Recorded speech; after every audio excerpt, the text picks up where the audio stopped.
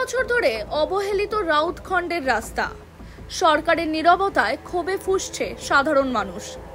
রোজকার যাতায়াতের জন্য 2 কিলোমিটার রাস্তা, অথচ হাঁটাও যেন যুদ্ধ। বাঁকুড়া জেলার জয়পুর ব্লকের প্রসাদপুর থেকে রাউতখণ্ড পর্যন্ত এই পথ আজও গর্তে ভরা, কাদা মাখা এবং বর্ষায় জল জমায় পরিপূর্ণ। 15 বছর ধরে কোনো সংস্কার না হওয়ায় রাস্তাটি হয়ে উঠেছে অবহেলার প্রতীক।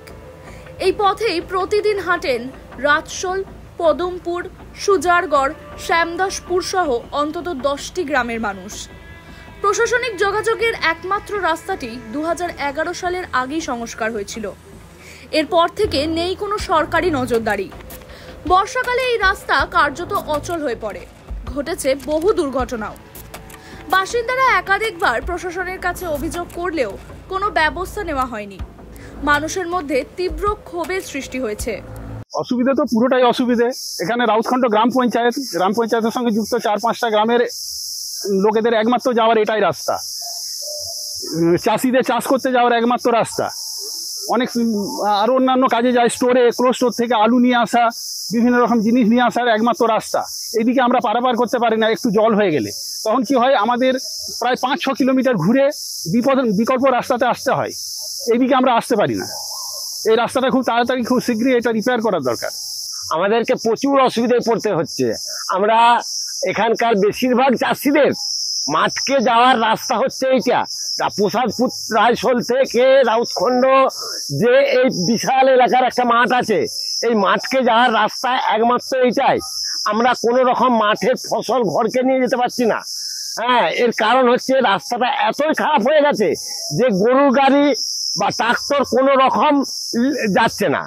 প্রচন্ড অসুবিধা, মাঠের ফসল উঠছে না।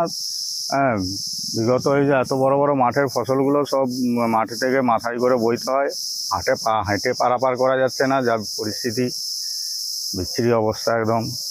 এরকম আছে ও দীর্ঘদিন হয়ে পড়ে আছে, অথচ মেন রাস্তা একটা বড় রাস্তা, লোকজন যাতায়াত সমাগম বেশি।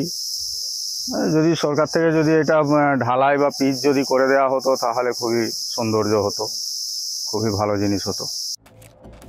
স্থানীয় বিজেপি নেতৃত্ব অভিযোগ করেছেন, তৃণমূল সরকার ক্ষমতায় আসার পর মানুষের এই দুর্দশা। শুধু পঞ্চায়েত দখল করে মানুষের দুর্দশা ভুলে গেছে সরকার।